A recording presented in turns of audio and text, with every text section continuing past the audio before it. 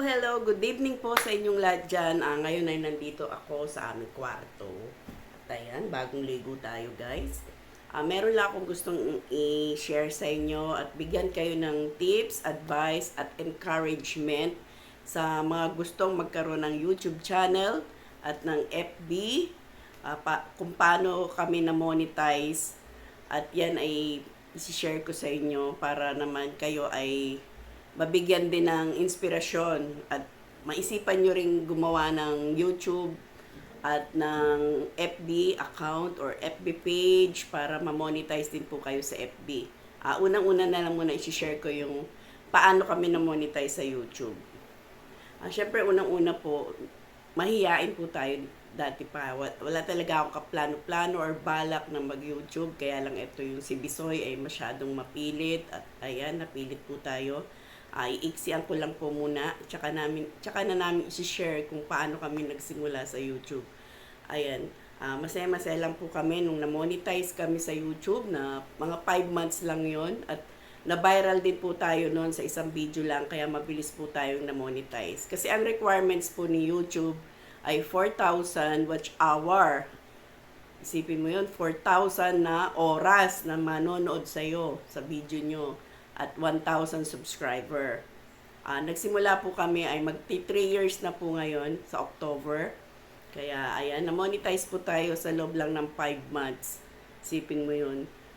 Nagpapasalamat kami kay Japper Sniper. Mega love shoutout sa iyo. Maraming salamat dahil sa video na ginawa natin ng panalo sa halik ni Japper Sniper. Sana mapanood niyo po 'yon at puntahan niyo po ang aming YouTube channel, Alex Joan Vlog din po 'yan, pati ang aming FB account, Alex Joan Vlog din po. So ngayon, at saka sa mga Bukana vloggers, mega love shoutout po sa inyong lahat. Sana magkita-kita pa tayo ulit. Ayun nga, na-monetize tayo ng 5 months. Kaya ayun, patuloy po tayong gumawa ng content hanggang sa matanggap natin yung ating Google AdSense.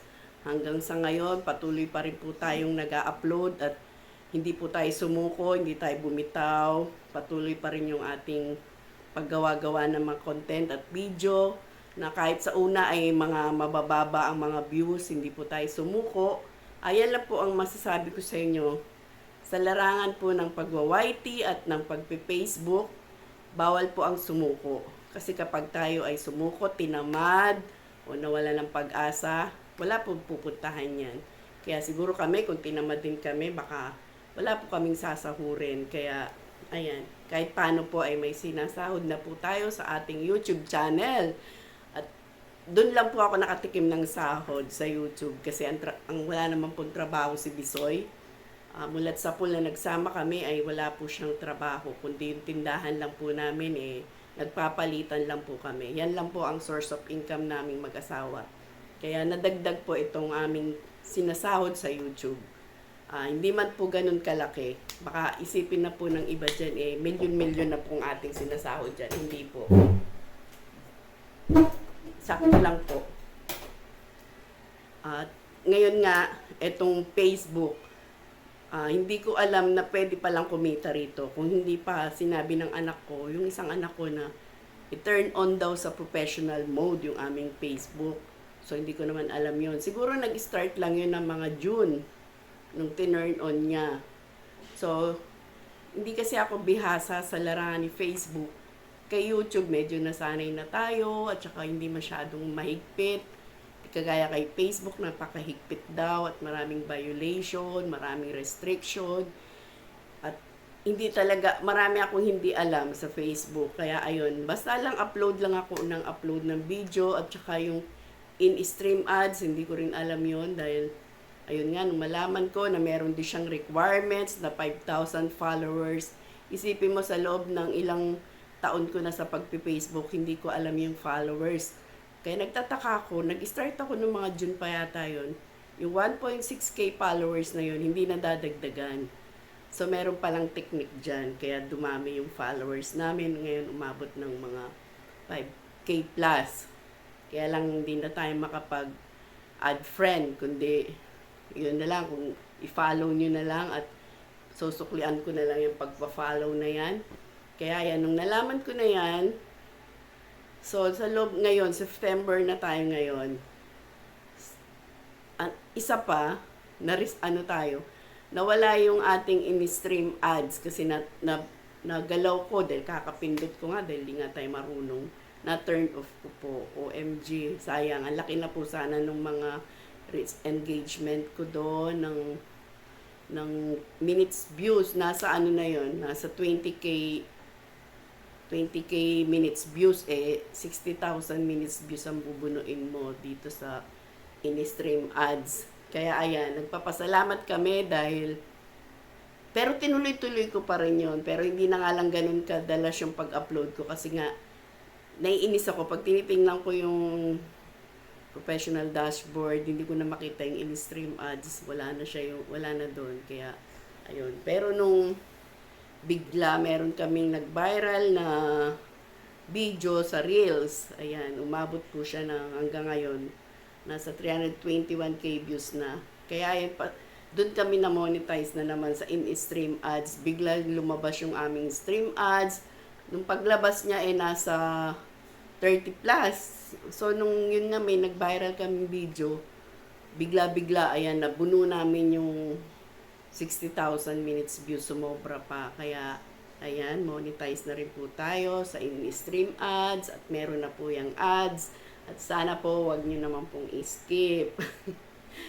Panoorin nyo naman po. Yan na lang po yung pinaka konsuelo ninyo sa amin. Kasi yung mga content naman po namin, meron naman po kayong matututunan. At ayan nga, si Bisoy, pinapasaya kayo.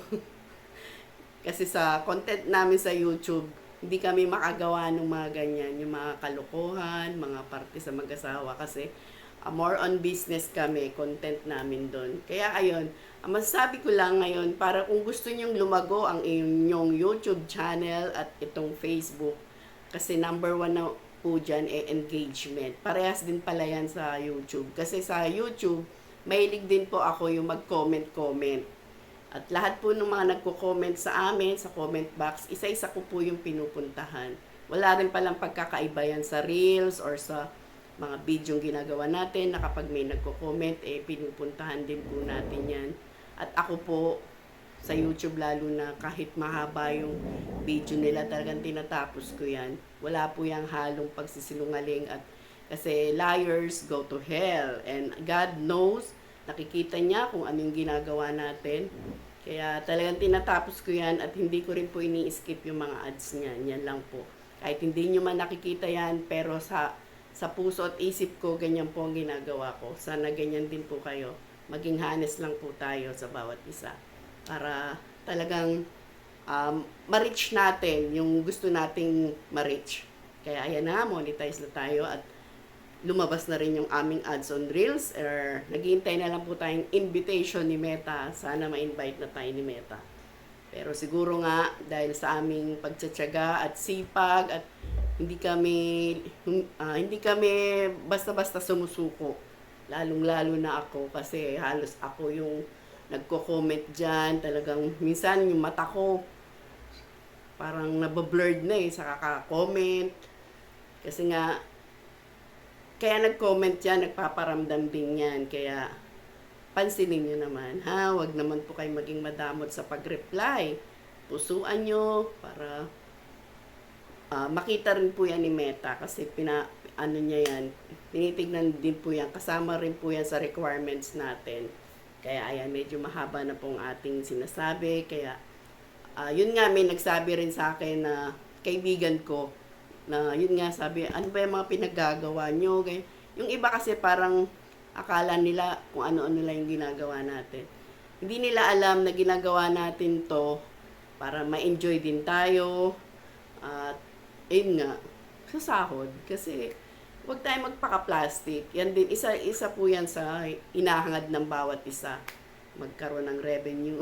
Sino ba naman naayaw sa revenue? Kaya, kasi tulad namin, marami rin kaming sinusuportahan. Kaya, kailangan din po namin yan. At yung kikitain namin dyan, meron po yung pinupuntahan. Ayan lang po muna at Maraming salamat pong muli sa pagtangkilik ninyo sa amin. Kaya dumami po ang aming followers at subscriber. Patuloy nyo lang pong papanoorin. At wag nyo pong ini-skip ang ads kasi maiksi lang naman po yan.